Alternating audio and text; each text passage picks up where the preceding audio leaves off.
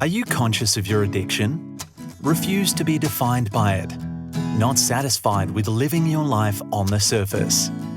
Are you drawn to deeper meaning and purpose? And believe that it's possible to grow through your addiction to experience true freedom? Well, welcome home. Share the journey from addiction to freedom with your host, Michael Gregory. Well, welcome back from Addiction to Freedom, Michael Gregory and Deborah. So today we're going to maybe talk a little bit more about how this project came about, and we'll see where we land. Let's do it. Michael, I really would like you to tell me a bit more about yourself. You mean how you started out? In relation to this project? Yeah. So, well, I'll just very briefly just say that I'm going to just do a fast forward. So I have always kind of been mystified by what the heck's going on here, you know, with life in general. And so when I left school, I studied philosophy because that was a way of asking those questions. That was seemed to be the only place that people asked those questions outside of kind of religious, but that seemed to be I'd already by that stage, you know, kind of had a Christian upbringing and different types. So that just created more confusion. But when I studied philosophy, I don't know if you heard of René Descartes. He's like so-called father of modern philosophy. No, I haven't. Well, he's a famous French philosopher, and he is famous for having this, what he calls this method of doubt. Mm-hmm. So he was actually trying to find out what was true, like what is truth. And so he said, well, how do I get information? And he went through the different senses and he said, well, I want to test out every sense and see if it's actually reliable, whether I can trust it 100%. Because he was after what they call indubitable truth, undoubtable truth, self-evident truth, something that cannot in any way be doubted. So this method of doubt, I was about maybe 18, 19, like I basically did it. You know, I lived it. Right. So I would, you know, go through his argument about, let's say, the eyesight and see if that was reliable. And it's not. I mean, because there's mirages. I mean, you can explain it, but if you're just simply saying, well, can I trust it just in my daily life? Well, 100% not, because I need other information to try and work it out. And the same with all the other senses. So all of the senses were ruled out as 100% reliable. Like they might be reliable, let's say, most of the time, but 100%. And so then it comes to thinking, well, can I rely on my thinking to give me truth? And so he basically has an argument that, I won't go into it, but basically creates this doubt that our thinking can deceive us, which I think intuitively we know that's true because we've believed certain things and then they turned out to be not true. So you can't 100% rely on that. And that kind of, you know, I was, you know, for weeks living in this state of not really trusting anything, or even though it's like I'm alive but not alive. Wow. You know? At such a young age, you're already exploring all that. Yeah. I don't know why, but, well, I wanted to know what the heck was going on. Yeah. And so that became quite painful in a sense, like it was the doubt. And it's almost like a surreal, you know, whether it was a dream or not a dream. And what is a dream anyway? Is this a dream? So I was in that. And eventually it kind of got too much. Did you find the answers you were looking for? Well, there was this one particular night I had kind of a really extreme experience, and I just thought that really the only way is just to end it. And because it was kind of a purgatory. I don't know, that doesn't sound rational. And when I was about to do it, I literally had this carving knife and I was like, wow. And I was at the point where I was literally just going to do it. You were going to stab yourself. Yeah. Oh my gosh. And this thought just came through my mind, like it was super clear. It was like it's almost like it wasn't my thought, but it was like a clear as a bell thought. It was different. And it said, if you're not sure about anything, how can you be sure about this? And so that was like, couldn't deny that. And so I was still left with the dilemma, with the situation. And so I just basically walked. I walked all night and a long way. And then eventually ended up back, sat down in the morning. The sun was coming through the window and I just sat down and I just had this experience. And it was an absolute, like, first of all, there was no thinking. Thinking was gone. And there was an immediate certainty of connection with everything. But that's not through thinking. It was just an obviousness that everything is one and I am part of everything. Well, we all are. But I'm saying that in hindsight. In the experience, there was no thought. There was just an obviousness. And it was just like intense peace and intense love. And it was an absolute certainty. Like all of that doubt just disappeared. And so Descartes, he has this famous statement, I think, therefore I am, right? And I luckily had an Italian philosophy professor who showed me some of his letters, because that's a mistranslation. It's not a logical, I think, therefore, conclusion I am. It's not that. Because in his letters he explained, that's the way he expressed it, because at the time he was trying to present it as a scientific, mathematical, something logical, right? Because that was what was accepted. And he didn't know, I think he was even kind of maybe slightly missed it. But he did explain in his letters that it was more like an immediate realization. It wasn't like a logical syllogism. It was an immediate realization of his own existence. That's what I had. And he also went on to try and use that as the basis for a proof for the existence of God, right? And I can see how he would have been tempted to do that because of this immediate awareness of interconnectedness with everything. What did you use it for as the base of your next step after that? Well, that really, I just stopped doing philosophy because thinking was not the answer. Like conceptual thought was not the answer, obviously. And that, while it might have gone on for minutes, it wasn't permanent. And that was the answer and is the answer. And I was trying to find a way back to that. And because in that is true freedom. Did you manage to hold on to that feeling of peace? No. No. It came and went. But it was so impactful that I was always wanting. So basically I went and studied Eastern philosophy.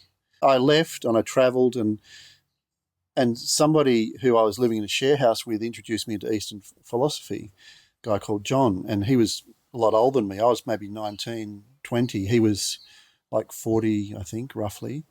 So he could see where I was at, and so he introduced me to Eastern philosophy, which showed me that there was this pathway to a state of awareness, which basically described the same state of awareness that had happened. So I started to pursue that and Chinese medicine because that was a way of understanding the internal energy system, because at some point, like everything I read was talking about a transformation of the internal energy system. And there were various other experiences along the way, but long story short is that most of the time I was nowhere near any of that. I was caught up in all the confusion and delusion of life. Where did Eastern philosophy and Chinese medicine then take you further on your path? I mean, there's a whole, obviously there's a whole story there where there's ups and downs, but I ended up discovering a solution to, which I'm sure is not new. I think it's just a human capability that through all the things that I'd done, realised how to make cravings disappear. So that was where working with people with addiction, particularly smoking addiction, was able to develop a program to help people retrain their brain just so they don't get cravings anymore. So, and when you don't have cravings, you're not coerced in that area. And that is freedom, at least in that area. So, but through that and other things, I see that actually as a real way of helping people experience the truth. Well, at least for me, the truth of what I am. And when I say I, that's just a word. It's not a separate reality. So I guess I'd like to have conversations around that because I can see a real contribution there. And you'd have a lot of experience in all those years you worked with people that were struggling with cravings for nicotine, and the method you developed. Yeah. You think you'll be able to help people with other type of addictions? Well, any craving, every addiction has craving. So if you can understand that core, then you can start to work with all of those. Wherever there's a lack of freedom in your life, you can work with that because it's essentially a craving of some sort. Even if it's an avoidance, that's like a negative, it's like a shadow craving, a negative craving. So you can start to pinpoint, there's this, and I'm not excluding myself from being an addict. You can share your addictions? Yeah. Well, the thing is, like, one central addiction that we all have is our addiction to ourselves. So, can you explain that a bit more? I find that fascinating. Well, most of the time, everything that we're doing is about ourselves. Often, even if we're doing something for someone else, there's a payoff for us. And I'm not saying there's anything wrong with that. It's just the way it happens a lot of the time. You're doing something because it makes you feel good or feel satisfied. But the question is, what is feeling good? Like, what in you is achieving that goodness? Like, what is there? Like, who is the me that is getting the satisfaction? And when you ask that question and really look at it, there is no me really to satisfy. There's just inherent satisfaction. And also, because we're so interconnected, then someone else's happiness is happiness for everyone. It's not like one and separate gets carried to another. Like, there's an immediate, happiness that person's happy. I don't know. I forget what you actually even asked. That's okay. I think you answered my question. But I actually do want to ask you another question because would you mind telling me a little bit more about this method you developed to help people with their cravings? Because I'd be interested to hear, with your background and all your experience, how you've developed something that's obviously unique to your program that has helped a lot of people. Yeah. Well, I think it's starting to try and explore the truth of the situation. What is really causing the craving to occur in the first place.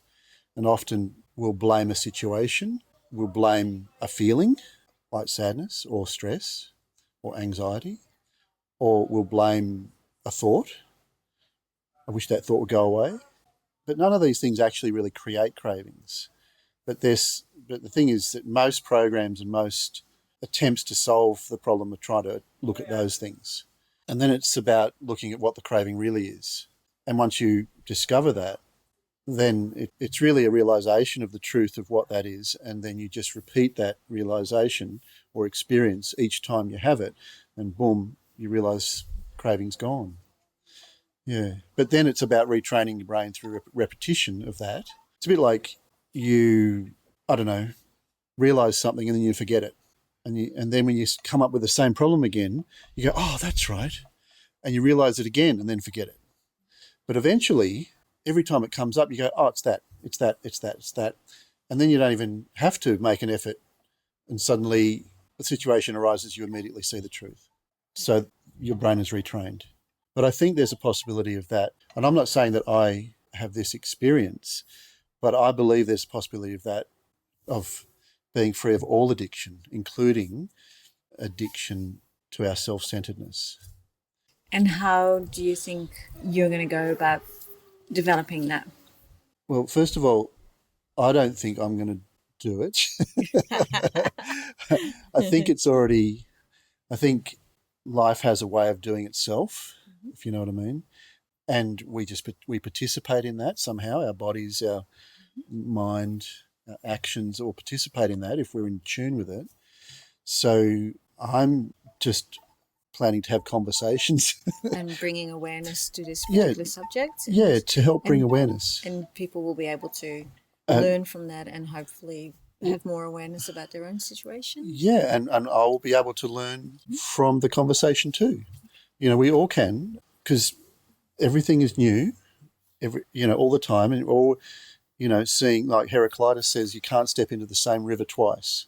Have you heard that one? Because the river's always changing, and not only that, our footsteps are always changing. We're already changing. I mean, even our perception of the river is not the same from moment to moment. So it's all changing. So basically, just creating a space to have these kind of conversations is the goal, the aim. Sounds exciting. Yeah. I'm really excited to see where this is going to, which direction this is going to take you. Me too. It's going to be good. Yeah. All right. Well, I reckon that maybe we should stop there. Yeah. Yeah. I think we need a drink of water. Yeah. All right. I hope if that's something of interest, great. Let's keep in contact and we'll maybe in the next episode even. Bye.